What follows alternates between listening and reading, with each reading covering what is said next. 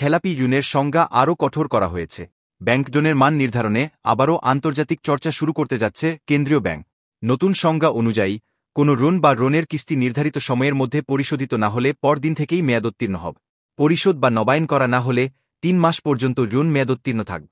3 মাস পর থেকে তা খেলাপি হিসেবে চিহ্নিত হবে।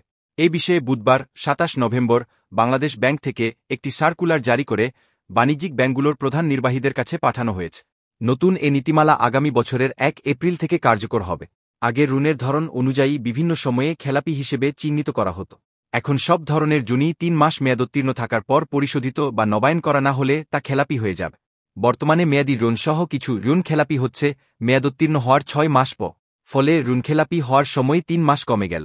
এতে আশঙ্কা করা হচ্ছে আগামীতে খেলাপি ঋণের পরিমাণ বেড়ে যেতে পারে।